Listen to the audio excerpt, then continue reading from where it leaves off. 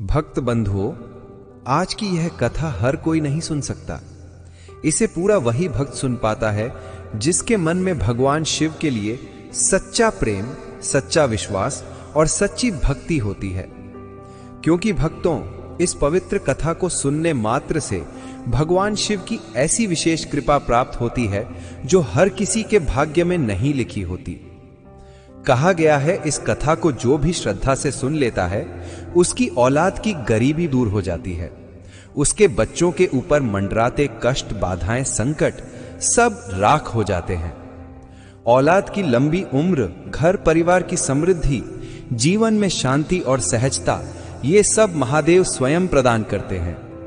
लेकिन भक्त बंधुओं, एक बात सदा याद रखना, गरुड़ पुराण में स्पष्ट लिखा है कि कोई भी भक्त अगर किसी भी पवित्र कथा को शुरू करने के बाद बीच में छोड़ देता है तो वह अपने वर्तमान जीवन का सबसे बड़ा पाप कर बैठता है। ऐसे भक्त को ना पुण्य मिलता है, ना आशीर्वाद मिलता है और ना ही महादेव की कृपा। इसलिए आज अगर आप सच में अपनी औलाद की खुशहाली चाहते हैं, अपने परिवार की रक्षा चाहते हैं, अपने घर पर शिव की छाया चाहते हैं, तो इस कथा को अंत तक अवश्य सुनिए।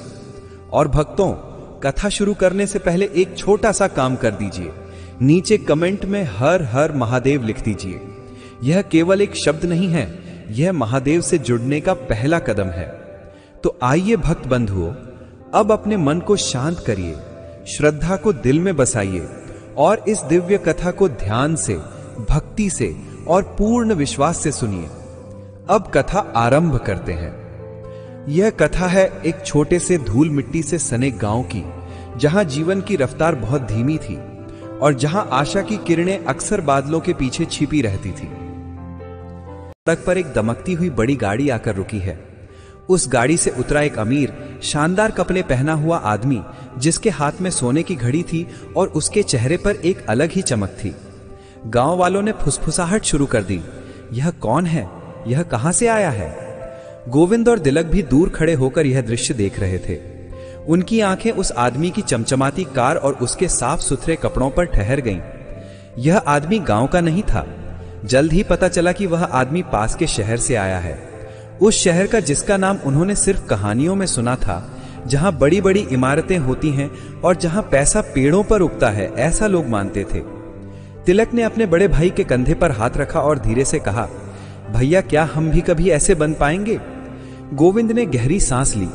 उस अमीर आदमी को देखना उनके लिए सिर्फ एक दृश्य नहीं था, बल्कि वह एक प्रतीक था, एक संकेत था कि उनके जीवन में भी बदलाव की संभावना है।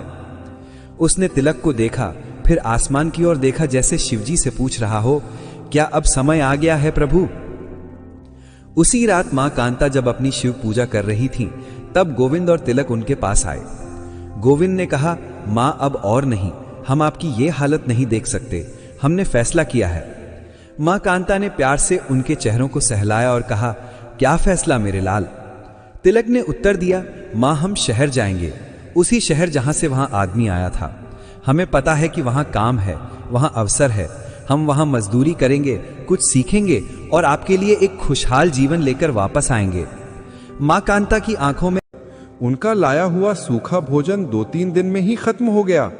अब उनके पास सिर्फ पीने के लिए पानी था और रात बिताने के लिए किसी पुल के नीचे की जगह। कई रातें तो उन्होंने भूखे पेट ही गुजारी।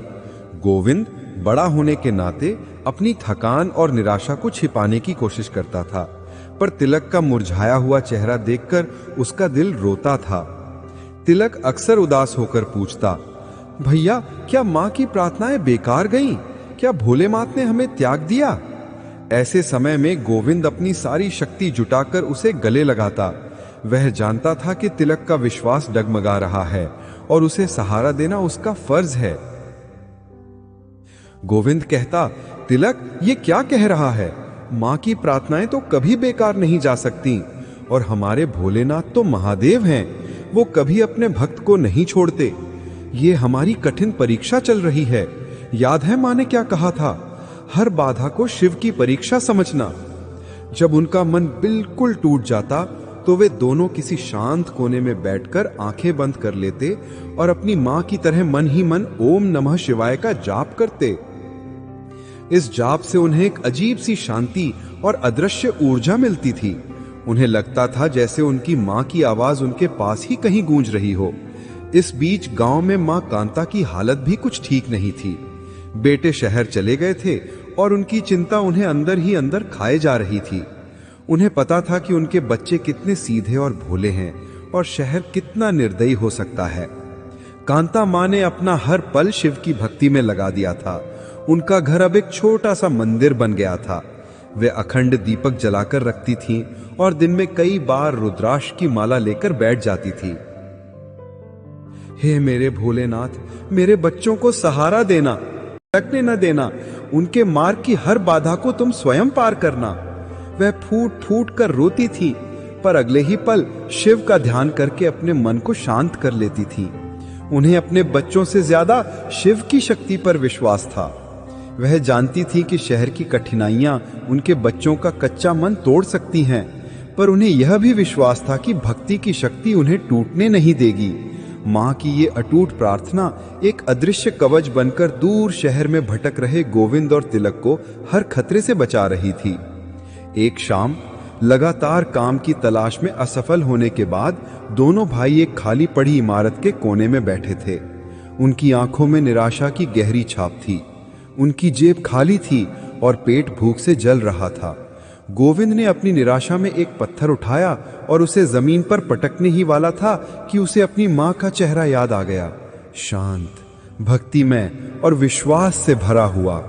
उसने पत्थर फेंक दिया। उसने अपनी आंखें बंद की और फिर से ओम नमः शिवाय का जाप शुरू कर दिया। तिलक भी उनके साथ जुड़ गया।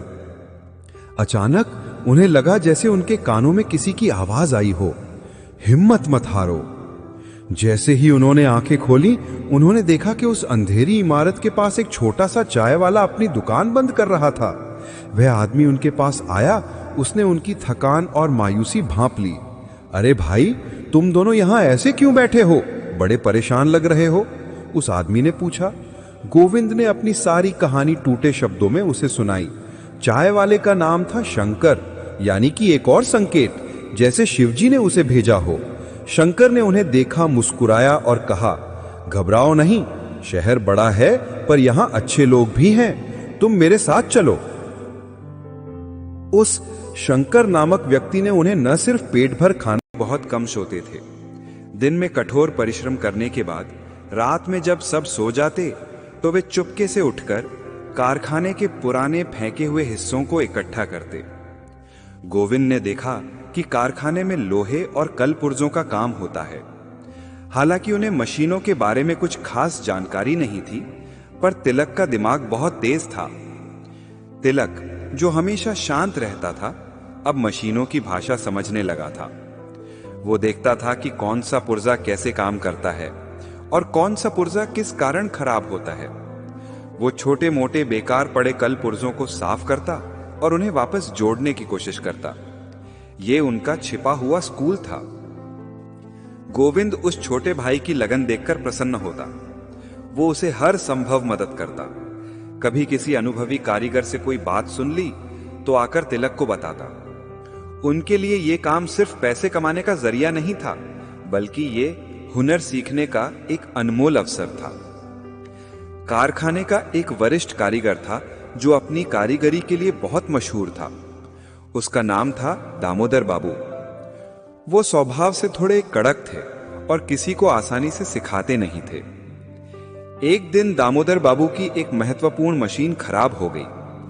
बड़े बड़े कारीगरों ने उसे ठीक करने की कोशिश की, पर सफलता नहीं मिली। कारखाने का उत्पादन रुक गया, जिससे सबको चिंता होने लगी। गोविंद और तिलक दूर खड़े होकर ये सब देख रहे थे। तिलक ने ध्यान से उस टूटे हुए पुर्जे को देखा जिसे कारीगरों ने अलग रख दिया था। गोविंद ने उससे मना किया, तिलक तू क्यों रिस्क ले रहा है, यह बड़े कारीगरों का काम है। पर तिलक के मन में एक अजीब सा विश्वास था। उसने धीरे से दामोदर बाबू के पास जाकर विनम्रता से पूछा, बाबूजी, क्या मैं इस पुर्जे को एक बार देख सकता हूं? दामोदर बाबू को उस मजदूर के साहस पर थोड़ा गुस्सा आया, पर जब उन्होंने तिलक की आंखों में निष्ठा और ज्ञान की प्यास देखी तो वह शांत हो गए। जा देख ले, वैसे भी अब तो ये कबाड़ ही है, उन्होंने व्यंग्य से कहा। तिलक ने पुर्जे को उठाया। उसने उसे साफ किया। अपनी सालों की मेहनत से सीखे गए अनुभव के आधार पर उसमें एक छोटी सी कमी पहचानी और अपने औजारों, जो उसने कबाड़ से ही बनाए थे, उसे ठीक करने की कोशिश की। कुछ देर की मशक्कत के बाद उसने वो पुर्जा लाकर दामोदर बाबू को दिया। दामोदर बाबू ने झुंझलाहट में वो पुर्जा मशीन में लगाया और उसे चालू किया, और फिर चमत्कार हुआ। जो मशीन घंटों से बंद थी, वो सहजता से चलने लगी। दामोदर बाबू की आंखें आश्चर्य से खुली रह गईं। उन्होंने तिलक को ऊपर से नीचे तक देखा। उन्हें विश्वास नहीं हुआ कि जिस काम को बड़े बड़े कारीगर नहीं कर सके, वो इस भोले भाले गांव के लड़के ने कर दिखाया। उन्होंने पूछा, ये तुमने कैसे किया बालक? तिलक ने सिर्फ इतना कहा, बाबूजी, मैंने इसे रोज देखा है ये कैसे काम करता है। ये सब महादेव की कृपा है और मैंने बस अपनी मां की शिक्षा याद रखी कि काम को मन से करो। उस दिन के बाद गोविंद और तिलक का मान सम्मान कारखाने में बढ़ गया। दामोदर बाबू ने उन्हें अपना शिष्य बना लिया। उन्होंने उन्हें कठिन और नया हुनर सिखाना शुरू किया। दोनों भाई अब केवल मजदूर नहीं थे, वे कुशल कारीगर बनने की राह पर थे। गोविंद जहां अब प्रबंधन और व्यवस्थापन के गुण सीख रहा था, वहीं तिलक मशीनरी और तकनीकी ज्ञान में पारंगत होता जा रहा था। उन्हें पता चल गया था कि यह शिव का ही दिया हुआ अवसर है। गांव में मां कांता को अभी भी उनके बेटों की कोई खबर नहीं मिली थी। उसने उदास होकर कहा, भैया, शायद गांव में काम शुरू करने का हमारा फैसला गलत था। गोविंद ने गहरी सांस ली। वह जानता था कि अब विश्वास दिखाने का समय है। अगले दिन गोविंद उस किसान के पास गया। उसने विनम्रता से पूछा कि हल कहां टूटा है। उसने देखा कि हल उनकी कारीगरी के कारण नहीं, बल्कि किसान द्वारा गलत तरीके से उपयोग करने के कारण टूटा था। इसके बावजूद गोविंद ने किसान से कोई बहस नहीं की। गोविंद ने कहा, बाबूजी, मैं मानता हूं कि हमारी चीज में कमी रही होगी। आप ये हल हमें वापस दे दीजिए। मैं इसे बिना कोई पैसा लिए आपके लिए नया बना दूंगा और इस बार यह पहले से भी मजबूत होगा। यह बात सुनकर किसान हैरान रह गया। उसने पहली बार किसी कारीगर में इतनी ईमानदारी देखी थी। गोविंद और तिलक ने रातों रात मेहनत करके बेहतर धातु का इस्तेमाल करके एक नया और मजबूत हल बनाया। उन्होंने किसान को वह हल दिया और उससे विनती की कि उसे वह सही ढंग से उपयोग करे। इस ईमानदारी और समर्पण ने गांव वालों के दिल को छू लिया। यह घटना पूरे गांव में फैल गई। लोगों को पहली बार लगा कि ये दोनों भाई सिर्फ व्यापार नहीं कर रहे, बल्कि सेवा भी कर रहे हैं। धीरे धीरे उनके पास ऑर्डर आने लगे। उनके बनाए उपकरण शहर के उपकरणों से भी अच्छे साबित होने लगे, क्योंकि गोविंद और तिलक हर उपकरण में छोटी छोटी कमियां दूर करते थे और गांव की जमीन के हिसाब से उन्हें बनाते थे। शिव शक्ति उद्योग अब नाम बन चुका था, पर सफलता का रास्ता कभी आसान नहीं होता। जब उन्हें थोड़ी सफलता मिली तो गांव के कुछ अमीर और ईर्ष्यालु लोग उनसे जलने लगे। उन्होंने उनके काम में बाधा डालनी शुरू कर दी। कभी कच्चा माल नहीं मिलने देते तो कभी उन्हें डराते धमकाते। घर में आंसू और भक्ति के बीच झूल रही थी। पर एक रात उन्होंने सपने में देखा कि शिवजी स्वयं उनके सामने खड़े हैं और मुस्कुरा रहे हैं। उन्होंने कांता मां से कहा, तुम्हारे बच्चों पर मेरी कृपा है। उनका विश्वास और तुम्हारा जप उन्हें सही मार्ग पर ले जा रहा है। अब चिंता मत करो। मां कांता सुबह उठी तो उनका मन शांति और आनंद से भरा हुआ था। उन्हें पता था कि अब उनके बच्चों को रास्ता मिल चुका है। गोविंद और तिलक ने अब पर्याप्त पैसा बचा लिया था और मास्टर कारीगरी सीख ली थी। शहर ने उन्हें तोड़ना चाहा था, पर उन्होंने शहर से सीखना चुना था। अब समय आ गया था वापस लौटने का, पर सिर्फ वापस लौटने का नहीं, बल्कि एक सपने को साकार करने का। एक शुभ दिन गोविंद और तिलक ने कारखाने के मालिक और दामोदर बाबू से आशीर्वाद लिया और वापस अपने गांव की ओर चल दिए। जब वे अपने पुराने मिट्टी वाले घर के सामने पहुंचे तो उन्होंने देखा कि उनकी मां कांता मां घर के दरवाजे पर बैठकर शिव का जाप कर रही थीं। जैसे ही मां ने अपने बेटों को स्वस्थ, सफल और आत्मविश्वास से भरपूर देखा तो उनके हाथों से रुद्राक्ष की माला गिर गई। वह दौड़कर अपने बेटों से लिपट गई। यह मिलन सिर्फ मां और बेटों का मिलन नहीं था, यह भक्त और भगवान की कृपा का मिलन था। कांता मां ने तुरंत भोलेनाथ का धन्यवाद किया, जिनके नाम पर उन्होंने वर्षों तक उपवास और जप किया था। लेकिन गोविंद और तिलक सिर्फ मां से मिलने नहीं आए थे, वे एक बड़ा उद्देश्य लेकर आए थे। गोविंद ने अपनी मां को बताया, मां, हम वापस आ गए हैं, पर अब से अपने गांव की तस्वीर बदलेंगे। दोनों भाइयों ने अपनी छोटी सी जमा पूंजी का उपयोग करके अपने घर के पीछे के एक छोटे से खाली हिस्से में एक छोटी सी कार्यशाला बनाने का फैसला किया। उन्होंने शहर से कुछ जरूरी मशीनें और औजार खरीदे। उनका विचार था कि वे आसपास के किसानों के लिए कृषि उपकरण बनाएंगे और गांव वालों के लिए छोटी मोटी मरम्मत का काम करेंगे। उन्होंने अपनी कार्यशाला का नाम रखा शिव शक्ति उद्योग। गांव वालों ने जब उन्हें धूल मिट्टी में काम करते देखा तो शुरू में उन्होंने उनका मजाक उड़ाया। अरे देखो, शहर से लौटे हैं और फिर से लोहे पीट रहे हैं। इन दो अनपढ़ों ने क्या सोचा है, गांव में भला कौन सी कंपनी चलेगी? पागल हो गए हैं, इन्हें तो शहर में रहकर बड़ा वेतन कमाना चाहिए था। लेकिन गोविंद और तिलक ने किसी की परवाह नहीं की। उन्हें पता था कि उनका काम ही उनकी पहचान बनेगा। कांता मां ने उन दोनों को बल दिया। वह हर सुबह कार्यशाला में जाकर गंगा जल छिड़कती थी और शिव का आवाहन करती थीं। शुरुआत बहुत कठिन थी। गांव में बिजली की समस्या थी, कच्चा माल लाने में बहुत खर्चा आता था और सबसे बड़ी बात, गांव वालों का अविश्वास। लोगों को शहर की बनी चीजों पर ज्यादा भरोसा था, ना कि इन दो नए लड़कों पर।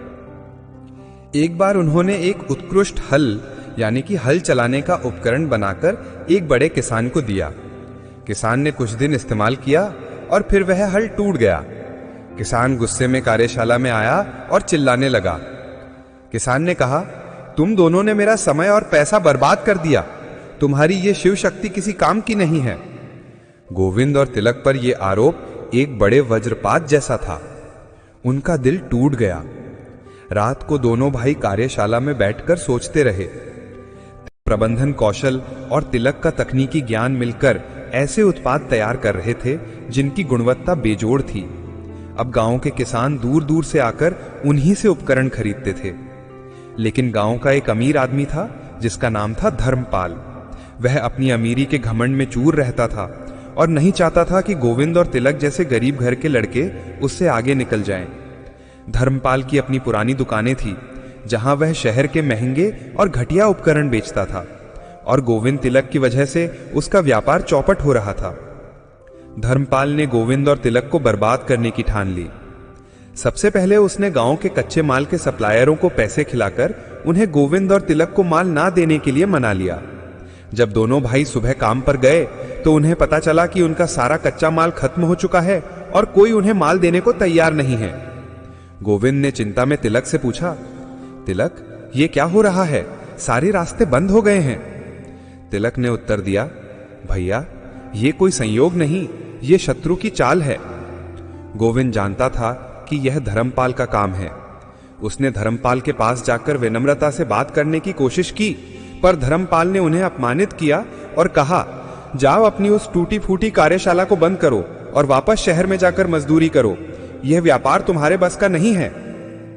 गोविंद को गुस्सा आया, पर उसने धैर्य रखा। उसे अपनी मां की बात याद थी, गुस्सा विनाश का पहला कदम है। जब दोनों भाई निराश होकर घर लौटे तो कांता मां ने उन्हें देखा। वह तुरंत समझ गई कि उन्हें दैवीय परीक्षा का सामना करना पड़ रहा है। कांता मां ने उन्हें बैठाया, अपने हाथ से पानी पिलाया और कहा, मेरे बच्चों, जब तुम सही रास्ते पर चलते हो तो बाधाएं बड़ी आती हैं, पर याद रखना, आग में तपकर ही सोना बल्कि ये पूरे क्षेत्र की सेवा करने का मौका था। गोविंद ने तुरंत उस ऑर्डर को स्वीकार किया, पर शर्त यह थी कि उन्हें बहुत बड़ी मात्रा में माल का उत्पादन करना था, जिसके लिए उन्हें बड़ी मशीनें लगानी थीं और ज्यादा मजदूर रखने थे। ये सबसे बड़ी चुनौती थी। उनके पास इतने पैसे नहीं थे कि वे इतनी बड़ी मशीनें खरीद सकें। जब ये बात गांव में फैली तो वहीं धर्मपाल फिर सक्रिय हो गया। उसने गांव में अफवाह फैला दी कि गोविंद और तिलक ये बड़ा सरकारी काम नहीं कर पाएंगे और सरकारी पैसा लेकर भाग जाएंगे। इन गरीबों को इतनी बड़ी जिम्मेदारी नहीं देनी चाहिए। वह गांव वालों को भड़काता। लेकिन अब गांव के लोग गोविंद और तिलक को अच्छी तरह जान चुके थे। अब वे धर्मपाल की झूठी बातों पर विश्वास नहीं करते थे। गोविंद और तिलक ने अपनी मां को सारी बात बताई। कांता मां फिर मुस्कुराकर बोली, जब शिवजी ने बड़ा काम दिया है तो रास्ता भी वहीं दिखाएंगे। तुम जाओ और जिले के सबसे बड़े बैंक में जाओ, उन्हें अपनी ईमानदारी दिखाओ और महादेव का नाम लेकर लोन मांगो। गोविंद और तिलक ने मां के कहे अनुसार किया। वे बैंक गए और वहां के प्रबंधक को अपनी पूरी कहानी बताई। कैसे उन्होंने शून्य से शुरुआत की, कैसे उन्होंने हुनर सीखा और कैसे उनकी ईमानदारी ने उन्हें यहां तक पहुंचाया। उन्होंने अपने उत्पादों की गुणवत्ता और सरकारी ऑर्डर के बारे में भी बताया। बैंक प्रबंधक गोविंद की सच्चाई और तिलक के ज्ञान से अभिभूत हो गया। उसने देखा कि ये दोनों लड़के केवल पैसे के लिए काम नहीं कर रहे हैं, बल्कि उनके अंदर देश और समाज के लिए कुछ करने की लगन है। बैंक प्रबंधक ने तुरंत उन्हें आवश्यक बड़ा लोन स्वीकृत कर दिया। लोन मिलते ही दोनों भाई नए उत्साह से भर गए। उन्होंने तुरंत शहर जाकर बड़ी मशीनें खरीदी और अपनी कार्यशाला को एक विशाल फैक्ट्री का रूप देना शुरू कर दिया। उन्होंने गांव के हर बेरोजगार युवक को काम दिया। उन्हें प्रार्थना करो और अपनी बुद्धि का इस्तेमाल करो। मां की बातों में अटूट बल था। गोविंद और तिलक ने रात भर शिवजी के सामने बैठकर ध्यान किया। सुबह होते ही तिलक के दिमाग में एक नया विचार आया। तिलक ने कहा, भैया, अगर गांव में हमें कच्चा माल नहीं मिल रहा तो हम शहर क्यों न जाएं? हमने वहां काम किया है, हम सप्लायरों को जानते हैं। अगर हम सीधे बड़े व्यापारी से माल खरीदें तो हमें कम दाम पर भी मिलेगा और धर्मपाल कुछ नहीं कर पाएगा। यह विचार क्रांतिकारी था। गोविंद को जैसे भोलेनाथ ने ही रास्ता दिखाया हो। अगले ही दिन गोविंद ने अपनी बची हुई जमा पूंजी ली और शहर के लिए रवाना हो गया। शहर में गोविंद ने अपने पुराने कारीगर दोस्तों की मदद से एक बड़े इस्पात व्यापारी से संपर्क किया। गोविंद की ईमानदारी और काम के प्रति उसकी समझ से वह व्यापारी बहुत प्रभावित हुआ। व्यापारी ने न सिर्फ उन्हें उचित मूल्य पर कच्चा माल दिया, बल्कि उन्हें उधार पर भी माल उपलब्ध कराया, यह देखकर कि गोविंद में आगे बढ़ने की लगन है। गोविंद ट्रक भरकर कच्चा माल लेकर गांव लौटा। धर्मपाल जब यह देखता है तो हक्का बक्का रह जाता है। उसकी चाल उसी पर उल्टी पड़ गई थी। अब गोविंद और तिलक सीधे शहर से माल ला रहे थे, जिससे उनकी लागत कम हो गई और वे अपने उत्पादों को और भी सस्ते दामों पर बेच पा रहे थे। शिव शक्ति उद्योग अब रुकने वाला नहीं था। वे अब दिन रात काम करते थे। उन्होंने न सिर्फ किसानों के लिए उपकरण बनाए, बल्कि गांव के युवा बेरोजगारों को भी अपने साथ काम पर लगाना शुरू कर दिया। उन्होंने उन्हें हुनर सिखाया और बेहतर वेतन दिया। देखते ही देखते उनकी कार्यशाला एक छोटी कंपनी में बदल गई। अब गांव में एक नई चर्चा शुरू हो गई थी। गोविंद और तिलक सिर्फ अपने लिए नहीं, पूरे गांव के लिए काम कर रहे हैं। उनकी मां की भक्ति देखो, शिवजी ने उनका हाथ पकड़ लिया है।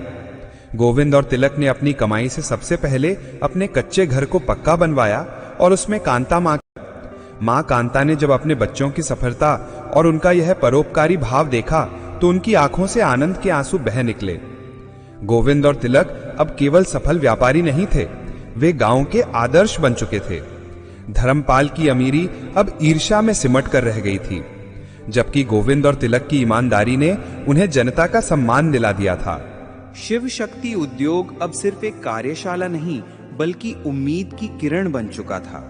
गोविंद और तिलक ने अपनी सफलता का श्रेय हमेशा अपनी मां की भक्ति और भोलेनाथ की कृपा को दिया। उनका मानना था कि वे सिर्फ माध्यम हैं, काम तो महादेव करवा रहे हैं। गोविंद ने अब व्यापार विस्तार पर ध्यान देना शुरू किया। उन्होंने देखा कि उनके उत्पाद की गुणवत्ता आसपास के अन्य कस्बों में बिकने वाले सामान से कहीं बेहतर है। तिलक ने एक अद्भुत यंत्र बनाया। चूंकि गांव में बिजली की समस्या रहती थी, तिलक ने कृषि के लिए एक ऐसा यंत्र विकसित किया जो कम ऊर्जा का उपयोग करके अधिक काम कर सके। इस अभिनव उपकरण की खबर आसपास के जिलों में फैल गई। किसानों ने इसे भोले बाबा का यंत्र कहना शुरू कर दिया, क्योंकि ये संकट में काम आता था। एक दिन जिला मुख्यालय से एक सरकारी अधिकारी उनके गांव आया। यह अधिकारी कृषि विभाग का था और वह उस कम ऊर्जा वाले उपकरण के बारे में सुनकर आया था। अधिकारी ने उनकी कार्यशाला देखी। गोविंद के प्रबंधन और तिलक के ज्ञान से वो बहुत प्रभावित हुआ। अधिकारी ने गोविंद से कहा, गोविंद जी, आपका ये उपकरण क्रांतिकारी है। इससे हमारे पूरे जिले के छोटे किसानों को बहुत लाभ होगा। हम आपको बड़े ऑर्डर देना चाहते हैं ताकि आप इसे सरकारी रियायती दर पर किसानों तक पहुंचा सकें। ये गोविंद और तिलक के लिए बहुत बड़ा अवसर था। ये सिर्फ बड़ा व्यापार नहीं था। सुनो, मैं तुम्हारी शादी किसी अमीर घर की लड़की से नहीं कराऊंगी। मैं जानती हूं कि तुम अब सबसे अमीर हो और तुम्हें कई बड़े प्रस्ताव आएंगे, पर मैं चाहती हूं कि तुम्हारी जीवन संगिनी ऐसी हो जो सादगी को समझे, जिसने संघर्ष देखा हो और जिसके मन में ईश्वर के लिए प्रेम हो, जिसने तुम्हारी तरह ही कठिनाई देखी हो ताकि वह धन का मूल्य समझ सके। गोविंद और तिलक ने तुरंत हां कर दी। उन्हें अपनी मां पर पूरा विश्वास था। उन्होंने कहा, मां, आपकी इच्छा ही हमारा आदेश है। आप जिस लड़की को चुनेंगी हम उसी से विवाह करेंगे। मां खुशी से भर गईं। उन्होंने शिव जी के सामने माथा टेका और अपनी इच्छा की पूर्ति के लिए प्रार्थना की। अगले ही दिन मां कांता ने गांव की दो बहुत ही गरीब पर संस्कारी लड़कियों को ढूंढा। एक लड़की का नाम पल्लवी था जो सरलता की मूर्ति थी, और दूसरी लड़की का नाम रचना था जो सेवा भाव से भरी हुई थी। दोनों ही लड़कियां मेहनती थीं और ईश्वर पर अटूट विश्वास रखती थीं। जब गांव वालों को पता चला कि जिले के सबसे बड़े उद्योगपति गोविंद और तिलक गांव की दो गरीब पर नेक लड़कियों से विवाह करने जा रहे हैं, तो सब आश्चर्यचकित रह गए। अमीर और घमंडी लोग तो इस फैसले पर हंसे, पर साधारण जनता ने कांता मां की सादगी और बेटों की विनम्रता को सलाम किया। कांता मां ने धन के दिखावे से दूर पूरी तरह भक्तिमय और सादगीपूर्ण विवाह समारोह आयोजित करने का फैसला किया। उन्होंने कहा कि यह विवाह शिव की कृपा से हो रहा है, इसलिए इसमें सांसारिक आडंबर की कोई जगह नहीं होगी। विवाह की तैयारियां शुरू हुईं। उनका बड़ा और पक्का घर फूलों और शिव के भजनों से गूंज उठा। गोविंद का विवाह पल्लवी से और तिलक दिया और उन्हें अच्छा वेतन दिया। देखते ही देखते शिव शक्ति उद्योग एक छोटी कंपनी से बदलकर क्षेत्र की सबसे बड़ी और तेजी से उभरती हुई कंपनी बन गई। उनका नाम ईमानदारी, गुणवत्ता और समर्पण का पर्याय बन गया। गोविंद और तिलक अब गांव के सिर्फ सफल लोग नहीं थे, वे उदाहरण थे। लोग अपने बच्चों को उनकी कहानी सुनाते थे। देखो, गोविंद और तिलक को देखो, उनके पास कुछ नहीं था, पर उन्होंने भोलेनाथ पर भरोसा रखा और आज वो कहां हैं? मां कांता का सम्मान गांव में सबसे ऊंचा हो गया। लोग दूर दूर से आकर उनसे आशीर्वाद लेते थे। लोग कहते थे, मां की भक्ति में इतनी शक्ति थी कि उन्होंने अपने बेटों के लिए स्वर्ग से धन खींच लिया। मां बस मुस्कुराती थी और कहती थी, ये सब मेरे भोलेनाथ की लीला है। लेकिन अब ये दोनों भाई सफलता की ऊंचाई पर पहुंच चुके थे। अब समय था जीवन के अगले पड़ाव का, जिसके बारे में कांता मां अक्सर सोचा करती थी। गोविंद और तिलक ने अपनी सफलता का उपयोग सबसे पहले गांव की भलाई के लिए किया। उन्होंने गांव की कच्ची सड़कों को अपनी लागत पर पक्का करवाया। उन्होंने एक छोटा अस्पताल और एक स्कूल भी खुलवाया ताकि गांव के बच्चे अच्छी शिक्षा प्राप्त कर सकें। उन्होंने गांव के हर गरीब परिवार की मदद की। किसी की बेटी की शादी में दान दिया तो किसी के बच्चों के पढ़ाई का खर्च उठाया। उनकी सादगी बरकरार थी। इतने अमीर बनने के बाद भी गोविंद और तिलक में जरा भी घमंड नहीं आया था। वे आज भी गांव वालों से उसी विनम्रता से मिलते थे। वे आज भी अपने नए बड़े घर के बजाय अपनी मां के साथ साफ सुथरे पर साधारण जीवन जीते थे। उधर गांव का वो अमीर आदमी धर्मपाल, जो उनसे ईर्ष्या करता था, अब शांत। एक दिन धर्मपाल स्वयं शर्मिंदा होकर गोविंद की कार्यशाला में आया और अपने किए पर माफी मांगी। गोविंद ने उसे गले लगाया और कहा, धर्मपाल जी, हम सब भाई हैं। जो हुआ उसे भूल जाइए। अगर आप चाहें तो आप भी हमारी कंपनी में कुछ काम देख सकते हैं। गोविंद के इस बड़प्पन ने धर्मपाल का मन बदल दिया। उसने महसूस किया कि असली दौलत पैसे में नहीं बल्कि सादगी और दयालुता में होती है। अब गांव में एक नया रिवाज शुरू हो गया था। जब कोई बड़ा फैसला लेना होता या किसी को सही राह चाहिए होती तो लोग गोविंद, तिलक और सबसे ज्यादा मां कांता के पास आते थे। मां कांता को गांव में देवी का दर्जा प्राप्त था। उनकी भक्ति और त्याग की कहानी गांव के घर घर में सुनाई जाती थी। जब भी कोई उनकी इज्जत करता या उनसे आशीर्वाद लेता तो माँ कांता हमेशा कहती थी, ये मेरा सम्मान नहीं है, ये भोलेनाथ के नाम और सच्चे कर्म का सम्मान है। एक शाम माँ कांता अपने घर के छोटे से शिव मंदिर में बैठी थी। गोविंद और तिलक उनके पास आए। अब वे पूरी तरह से स्थापित हो चुके थे। उनकी कंपनी जिले की सबसे बड़ी कंपनी बन चुकी थी। गोविंद ने कहा, माँ, हम सब कुछ हासिल कर चुके हैं। आपकी प्रार्थनाएं, हमारा परिश्रम सब सफल रहा। अब आपकी क्या इच्छा है? माँ कांता की आंखों में प्यार भरा संतोष था। उन्होंने अपने दोनों बेटों के हाथ अपने हाथों में लिए और कहा, मेरे बेटों, मैंने तुम्हें ईमानदारी से जीना सिखाया। तुम ईमानदारी से व्यापार करना सीख गए, लेकिन अब मेरे मन में एक ही बड़ी इच्छा है। तिलक ने पूछा, क्या माँ? हमें बताइए, हम उसे तुरंत पूरा करेंगे। माँ कांता ने गहरी सांस ली और मुस्कुराते हुए कहा, मैं चाहती हूं कि मेरे दोनों बेटों का घर बसे। मैं उनकी शादी देखना चाहती हूं। ये सुनकर दोनों भाई शर्मा गए। माँ ने आगे कहा, और गोविंद के ईमानदार प्रबंधन के कारण उनकी कंपनी तेजी से विकसित होती गई। उनकी सबसे बड़ी ताकत थी गुणवत्ता और ईमानदारी। वे कभी मुनाफे के लिए गुणवत्ता से समझौता नहीं करते थे और अपने कर्मचारियों, जो ज्यादातर गांव के लोग थे, को परिवार मानते थे। कुछ ही वर्षों में भवानी शंकर उद्योग समूह की देश के हर कोने में शाखाएं खुल गईं। उन्होंने न सिर्फ कृषि उपकरण बनाए, बल्कि ऐसे कई अन्य उत्पाद भी बनाए जो आम आदमी के जीवन को आसान बनाते थे। जो कंपनी एक टूटी हुई कार्यशाला से शुरू हुई थी, वो अब देश की सबसे बड़ी कंपनी बन चुकी थी, जिसका नाम ईमानदारी और भारतीय संस्कृति के प्रतीक के रूप में लिया जाता था। यह सफलता सिर्फ व्यापारिक नहीं थी, बल्कि नैतिक भी थी। गोविंद और तिलक को देश के सर्वोच्च सम्मानों से नवाजा गया। जब वे बड़े बड़े समारोहों में जाते तो अपनी साधारण वेशभूषा और विनम्रता से सबका दिल जीत लेते थे। वे अपनी सफलता का हर श्रेय अपनी मां कांता और भगवान शिव को देते थे। ये कथा हमें सिखाती है कि सफलता सिर्फ पैसे से नहीं नापी जाती, बल्कि चरित्र और विश्वास से नापी जाती है। मां कांता का चरित्र हमें सिखाता है कि अटूट विश्वास और भक्ति में कितनी शक्ति होती है। जब सारे रास्ते बंद हो जाते हैं, तब भी ईश्वर का नाम हमें मार्ग दिखाता है। उनकी भक्ति ने उनके बेटों के लिए एक अदृश्य कवच का काम किया। गोविंद और तिलक का जीवन हमें बताता है कि कठोर परिश्रम, नया हुनर सीखने की लगन और सबसे महत्वपूर्ण ईमानदारी किसी भी गरीबी को हरा सकती है। उन्होंने शहर की चमक दमक में भटकना नहीं सीखा, बल्कि सीखना चुना। गोविंद और तिलक ने गांव के अमीर व्यक्ति बनकर कभी गरीबी को नहीं भुलाया।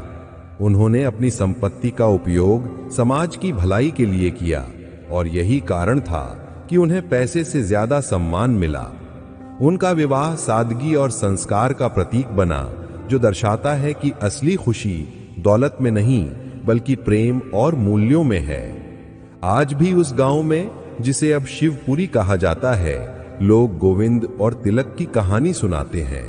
उनकी कंपनी भवानी शंकर उद्योग समूह एक अमर उदाहरण है कि अगर आप अपने कर्मों में निष्ठा रखें तो भगवान शिव की कृपा आपको गरीबी की धूल से उठाकर सफलता के शिखर तक पहुंचा सकती है। अंत में मां कांता हमेशा एक ही बात कहती थीं कि मेरे बच्चों ने जो कुछ भी पाया है वो सिर्फ भोलेनाथ की इच्छा थी। उन्होंने उन्हें परीक्षा दी पर कभी त्यागा नहीं। इसलिए मेरे प्यारे श्रोताओं, आप भी जीवन में कभी निराश ना हो, बस अपने कर्मों पर ध्यान दें और हर पल ओम नमः शिवाय का जाप करते रहें, क्योंकि ईमानदारी और भक्ति ही आपके जीवन की सबसे बड़ी संपत्ति है। भक्त बंधुओं, ऐसी भक्ति भरी कथाएं रोज सुननी चाहिए, क्योंकि कथा सुनने से केवल पुण्य नहीं मिलता, कथा मन अब किताब में बहुत ईमानदार थी, जिससे गोविंद का कार्यभार कम हो गया। रचना जो सेवा भाव से भरी थी, उसने कांता मां की भक्ति और गांव की सामाजिक सेवा के काम को संभाल लिया। वो अब रोज सुबह शिव मंदिर को साफ करती और गांव की गरीब और जरूरतमंद महिलाओं के लिए काम करती। कांता माँ ने जब अपने घर को खुशियों और भक्ति से भरा देखा तो उन्हें लगा कि उनका जीवन सफल हो गया है। उनके बेटे जो कभी भूखे सोते थे आज ना सिर्फ संपन्न हैं बल्कि संस्कारी और सेवाभावी भी हैं। उनकी बहुएं भी उन्हें अपनी बेटियों जैसी प्रिय थीं। एक रात कांता माँ ने शिवजी के सामने दीपक जलाया। उनके आंसू रुक नहीं रहे थे, पर ये दुख के नहीं बल्कि आनंद के आंसू थे। उन्होंने हाथ जोड़कर कहा, हे मेरे भोलेनाथ, आपने मेरी हर परीक्षा ली, पर अंत में आपने मुझे मेरी कल्पना से भी अधिक दिया। मेरे बच्चों को ईमानदारी, सुख और सम्मान दिया। मैं आपकी असीम कृपा के लिए आपका धन्यवाद करती हूं। यह धन्यवाद केवल मां का नहीं, ये हर उस भक्त का धन्यवाद था जो कठिन समय में भी अपने ईश्वर पर विश्वास रखता है। अब गोविंद और तिलक का घर खुशहाली और प्रेम का प्रतीक बन गया था। उनकी कंपनी देश भर में फैलने वाली थी, पर उससे पहले उन्हें अपने जीवन का सबसे बड़ा लक्ष्य पूरा करना था। शादी के बाद गोविंद और तिलक का संकल्प और भी मजबूत हो गया। उन्हें अब सिर्फ अपनी मां और पत्नियों का ही नहीं बल्कि पूरे गांव का समर्थन प्राप्त था। गोविंद ने अपनी कंपनी का नाम बदलकर अपनी मां और शिव की भक्ति के सम्मान में भवानी शंकर उद्योग समूह रख दिया। गोविंद और तिलक ने अब पूरे देश के बाजार पर ध्यान केंद्रित किया। तिलक के अद्वितीय को शांति देती है, जीवन को एक नई सीख देती है और हमारे भीतर भक्ति का एक मधुर प्रकाश जगा देती है। कथा सुनने वाला कभी अकेला नहीं रहता, क्योंकि उसके साथ महादेव की कृपा की छाया चलती है। अगर ये कथा आपके मन को छू गई हो, आपको शांति, सीख और भक्ति का अनुभव मिला हो, तो हमारे श्री ज्ञान चैनल को सब्सक्राइब जरूर करें। और अब भक्त बंधुओं, अंत में मेरी एक सच्ची, सरल और हृदय से निकली प्रार्थना। हे भोलेनाथ, जिस भी भक्त ने इस कथा को अंत तक श्रद्धा, प्रेम और विश्वास से सुना है, आप उनकी सभी मनोकामनाएं पूरी करें। उनके घर में सुख, शांति, समृद्धि और खुशियां बरसाएं। उनका परिवार सुरक्षित रहे, उनकी औलाद तरक्की करे और उनके जीवन से हर दुख, हर बाधा हमेशा के लिए दूर हो जाए। प्रेम से बोलिए, जय भोलेनाथ, हर हर महादेव। मां ने दोनों बेटों और उनकी होने वाली बहुओं को शिव मंदिर में बुलाया। उन्होंने कहा, देखो बच्चों, तुम धनवान बन गए हो, पर इस धन का असली मूल्य तभी है जब तुम इसे शिव के चरणों में रखकर देखो। तुम सब वादा करो कि चाहे कितनी भी संपत्ति आ जाए, तुम कभी सादगी और सेवा भाव को नहीं छोड़ोगे। चारों ने एक साथ शिवलिंग को छूकर यह अटूट वादा किया। विवाह का दिन आया। गांव के छोटे बड़े, अमीर गरीब सभी लोग इस अनोखे विवाह में शामिल हुए। गोविंद और तिलक, जो अब महंगे सूट पहन सकते थे, उन्होंने साधारण पर सुंदर पारंपरिक पोशाकें पहनी। दुल्हने पल्लवी और रचना भी भारी गहनों के बजाय अपनी सरलता और सुंदरता में दैवी लग रही थीं। विवाह का सबसे खास हिस्सा था कांता मां ने हवन करवाया, जिसमें शिव पार्वती की स्तुति की गई। विवाह की हर रस्म भक्ति और प्रेम से भरी हुई थी। उन्होंने दहेज के रूप में दोनों बहुओं को सोने चांदी के बदले रुद्राक्ष की माला और शिव चालीसा की पुस्तकें दी। ये देखकर सभी गांव वालों की आंखें भर आईं। गांव का वो धर्मपाल भी अपनी पत्नी के साथ आया था। जब उसने देखा कि गोविंद और तिलक इतने धनवान होने के बावजूद कितने विनम्र और सादगीपूर्ण तरीके से विवाह कर रहे हैं, तो उसके मन का मैल पूरी तरह धुल गया। उसने सबके सामने गोविंद और तिलक के चरित्र की तारीफ की और कांता मां से क्षमा मांगी। गोविंद और तिलक के विवाह के बाद उनके घर में 4 चांद लग गए। पल्लवी और रचना दोनों ही संस्कारी बहुएं थीं। वे तुरंत कांता मां की सेवा में लग गईं। पल्लवी अपनी शांत प्रकृति से घर और कंपनी के दफ्तरी कामकाज में गोविंद की मदद करने लगी।